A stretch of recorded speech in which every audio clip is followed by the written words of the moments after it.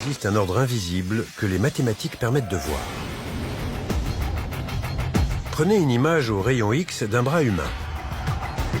Elle met en avant une suite arithmétique que l'on retrouve partout dans la nature. Un os du haut du bras est relié à 2 os de l'avant-bras. Eux-mêmes reliés à 8 autres os du poignet, qui à leur tour sont prolongés par 5 os de la main et 3 os dans chacun des doigts. Ces chiffres, 1, 2, 3, 5 et 8, font partie d'une suite mathématique bien connue. La suite de Fibonacci. Il s'agit d'une suite dans laquelle chaque valeur est la somme des 2 précédentes. Reportez ces nombres sur un graphique. La courbe formée est une spirale. Le mouvement hélicoïdal correspond à celui d'une pomme de pin. Cette forme se retrouve dans la coquille d'ammonite. Ce n'est pas anodin. Parallèlement au rythme septénaire, un grand nombre de relations harmonieuses et de rythmes biologiques accompagnent le corps de l'homme dans son évolution. Nous vivons au rythme des cycles naturels, tels que les saisons, le jour et la nuit. Ces cycles influent sur les mécanismes de notre corps, de notre pensée et de nos émotions. En vérité, dans la création des cieux et de la terre, et dans l'alternance de la nuit et du jour, il y a certes des signes pour les doués d'intelligence. Les rythmes et les espèces de la nature se caractérisent également par des nombres et des schèmes mathématiques plus ou moins complexes.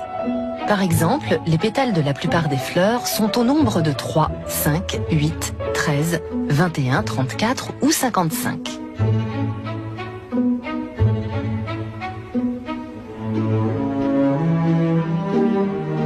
Le plus souvent, leur nombre correspond à une mystérieuse suite mathématique découverte au Moyen-Âge par le mathématicien italien Fibonacci. Dans cette suite, chaque nombre est la somme des 2 précédents. En lien avec le nombre d'or, la suite de Fibonacci permet également de décrire les phénomènes de croissance chez l'homme et les animaux. Allah sait ce que porte chaque femelle, et de combien la période de gestation dans la matrice est écourtée ou prolongée. Et toute chose a auprès de lui sa mesure. Qu'il s'agisse de structures aussi complexes que l'écume, les dunes, les nuages ou les gouttes de pluie, la nature offre dans chacun de ces cycles et de ces éléments une étonnante régularité mathématique que nous pouvons exprimer par les nombres. À l'inverse, l'homme découvre parfois des phénomènes naturels correspondant à des formules mathématiques déjà existantes. Comment se peut-il que les mathématiques se conforment aussi bien aux choses du réel ?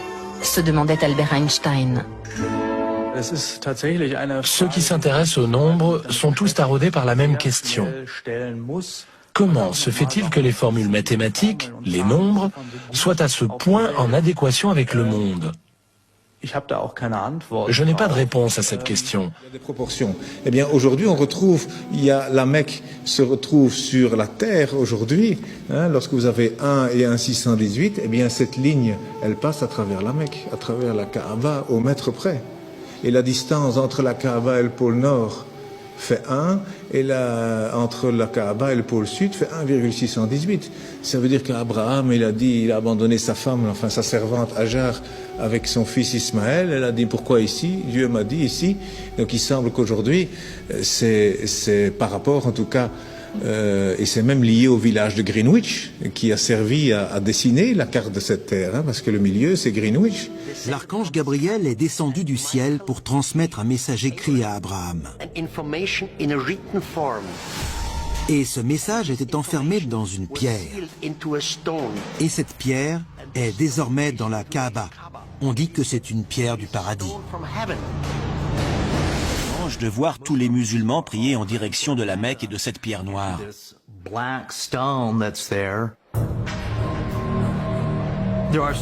On raconte que la Kaaba de la Mecque dégagerait une certaine énergie,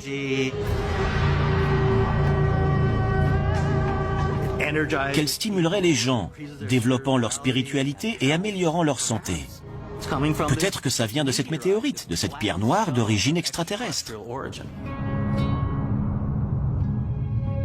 Les recherches montrent que la Kaaba est dans l'alignement exact de l'étoile Canopus, des cycles de la Lune et des solstices d'hiver et d'été. Mais où et comment nos ancêtres ont-ils pu obtenir un tel savoir en astronomie? De la même manière que les planètes tournent autour du Soleil, les marches en cercle autour de la Kaaba sont une référence symbolique aux alignements des astres de l'époque.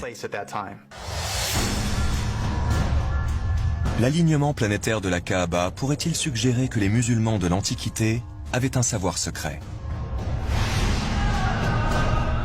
Leur vénération pour la pierre noire ne serait-elle pas une commémoration d'une ancienne rencontre avec des extraterrestres? Pour les théoriciens des anciens astronautes, la réponse à ces questions ne fait aucun doute. C'est forcément oui. Eh bien, il y a un verset qui contient la Mecque.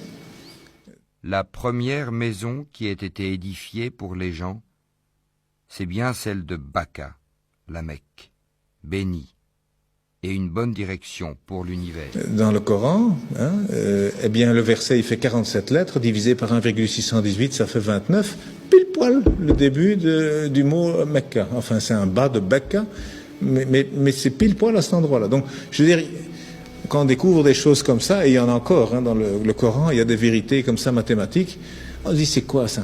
Mais donc, le premier message, c'était, voilà, informez-vous. Au lieu d'interpréter, d'abord le savoir. D'abord, savoir de quoi on parle. Prenez n'importe quel nombre de la suite de Fibonacci, divisez-le par celui qui le précède et vous obtiendrez un résultat proche de 1,618. Une valeur que l'on appelle le nombre d'or. Reprenons l'image du bras au rayon X. La différence de longueur entre l'avant-bras et la main est égale au nombre d'or. Et cela vaut aussi pour les 3 phalanges. Mais aussi pour notre ADN. Le rapport entre la longueur et la largeur d'un cycle complet de la double hélice de la molécule d'ADN est égal à ce nombre magique. La suite de Fibonacci et le nombre d'or sont des exemples d'objets fractales. La structure des nervures d'une feuille est identique à celle des branches d'un arbre. On a donc bien une même forme répétée à l'infini à une échelle toujours plus petite. Une fractale, c'est l'autosimilarité. Un motif autosimilaire est un motif qui peut être reproduit et constaté à de multiples échelles d'observation. La nature repose sur la géométrie fractale parce qu'elle lui permet de créer des structures gigantesques avec une efficacité redoutable. Celui qui a créé 7 cieux superposés, sans que tu vois de disproportion en la création du tout miséricordieux.